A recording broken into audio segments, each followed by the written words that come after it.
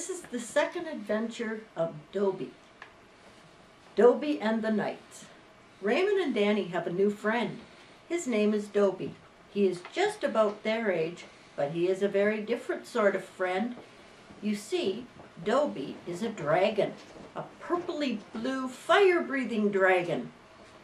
Now you may wonder how two boys can have a dragon for a friend and what they would do to have fun together, but Doby and the boys have all sorts of adventures. The first time they met Doby, he toasted marshmallows for them and then flew them over the town where they lived. When the boys were by themselves, they talked of nothing else, but when they were with other people, they never mentioned their new friend. It was kind of fun to have a secret from everyone else. One night, about a week after meeting Doby, the boys were sitting on their beds talking about him and wondering when he would be back for a visit. They heard a sneeze. Not a big sneeze, just a chew type sneeze. Actually, it was a Doby type sneeze.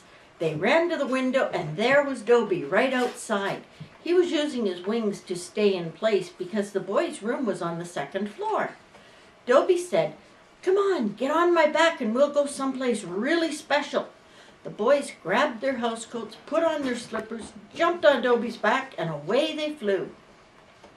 Over the noise of his wings beating, Doby told them to hold on tight and get ready to see some knights and a princess. So the boys held on tight, and sure enough, they were soon flying over a big field about the size of 2 football fields. There were knights in really shiny armor, riding big horses covered in armor. The princess and a lot of other people dressed up in really strange outfits were waiting for the game to begin. There was so much to see, the boys didn't know what to look at first. Their eyes just kept jumping from one sight to the next. There were so many exciting things to see. Doby told the boys to keep his eyes on the knights because they were getting ready to do something special. The boys wanted to know what that was, so they watched the knights. The knights were lining up at opposite ends of the field, and they had big long sticks that they were holding on to. The boys found out later these were called lances. One knight from each end of the arena started galloping his horse towards the other end, and when they met in the middle, they used the long stick they were holding to try and knock the other knight off his horse. Doby told the boys this was called jousting. When they got to the end, they turned around and did this all over again. Whoever knocked the other knight off his horse won. Since there were 10 knights competing, it would take a long time, so the princess said they would have a break so people could get drinks and talk about the jousting. Doby took the boys over to the stands, and the princess saw him and came over saying, "Doby, it's so nice to see you here." Doby bowed and said, "Princess Abigail, I would like you to meet my two friends, Raymond and Danny. They have never seen jousting, and they definitely have never met a princess. Boys, meet Princess Abigail." The boys, seeing Doby bow, did the same thing as they said, "Very pleased to meet you, Princess." The princess was pleased that they were so polite and thought their clothes were just so cute that she took their hands and walked with them down to the arena floor. She said she wanted to introduce them to her champion knight.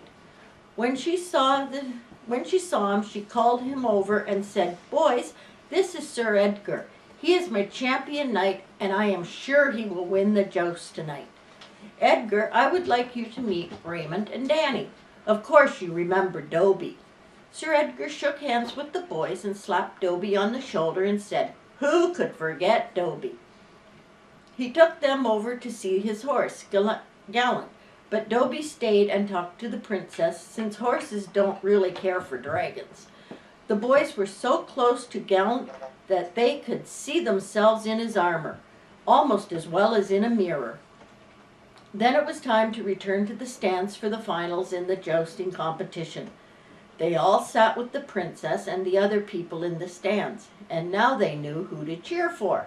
Whenever Sir Edgar came charging down the arena, they stood up and cheered. I don't know if their cheering helped, but in the final run, Sir Edgar knocked the other knight off his horse and came to the stands to accept his prize of the scarf the princess gave him, which he had her tie around his arm, like a medal. When the games were done, Doby said, "It's time to go home, boys, but we will do something again really soon." Doby took them home, right to the window again, and said, "I will see you in a while, I promise." The boys jumped off Doby's back and into their bedroom. Then they said good night to Doby, closed the window, and sat down on their beds to talk about what just happened. After a little bit, they took off their slippers and housecoats and climbed into bed. They were still talking about Doby and the knights and everything that had happened when they fell asleep. The next thing they knew, their dad was calling to them, "Hey, lazy bones, you should be up and outside playing on such a nice day." "We will be right down, Dad, and boy, are we hungry." They went downstairs laughing to get breakfast.